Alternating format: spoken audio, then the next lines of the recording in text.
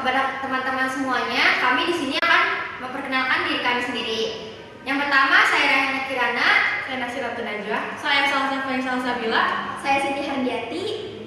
Langsung aja kita langsung memasuki materi yang pertama, yaitu pengertian HAM. Pengertian HAM adalah hak asasi manusia adalah seperangkat hak yang melekat pada hakikat dan keberadaan manusia sebagai makhluk Tuhan yang Maha Esa dan merupakan anugerahnya yang wajib dihormati, dijunjung tinggi, dan dilindungi oleh negara, hukum pemerintah, dan setiap orang demi kehormatan serta perlindungan hormat dan martabat manusia. Selanjutnya, saya akan membacakan ciri-ciri hak asasi manusia. Yang pertama ada hakiki, artinya hak asasi manusia adalah hak semua umat manusia yang sudah ada sejak lahir. Yang kedua universal, yaitu hak asasi manusia berlaku untuk semua orang tanpa memandang status, suku bangsa, gender atau perbedaan lainnya. Yang ketiga tidak dapat dicabut, artinya hak asasi manusia tidak dapat dicabut atau diserahkan kepada pihak lain. Yang keempat, tidak dapat dibagi, artinya semua orang berhak mendapatkan semua hak, termasuk hak sipil, politik, ekonomi, sosial, dan budaya. Materi selanjutnya yaitu pelanggaran hak asasi manusia disebabkan oleh faktor-faktor.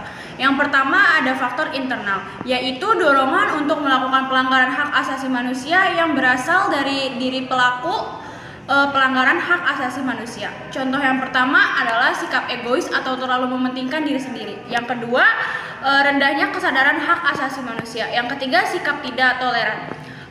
Lalu ada contoh faktor yang kedua, yaitu faktor eksternal, yaitu faktor-faktor di luar diri manusia yang mendorong seseorang atau sekelompok orang melakukan pelanggaran hak asasi manusia. Contoh yang pertama ialah penyalahgunaan kekuasaan, yang kedua ketidaktegasan aparat penegak hukum, dan yang ketiga penyalahgunaan teknologi, dan yang keempat kesenjangan sosial dan ekonomi yang tinggi. Dan memasuki materi yang terakhir, yaitu kasus pelanggaran HAM yang pernah terjadi di Indonesia. Yang pertama yaitu kasus kerusuhan Tanjung Priuk tanggal 12 September 1984. Dalam kasus ini 24 orang tewas, 36 orang luka berat, dan 19 orang luka ringan.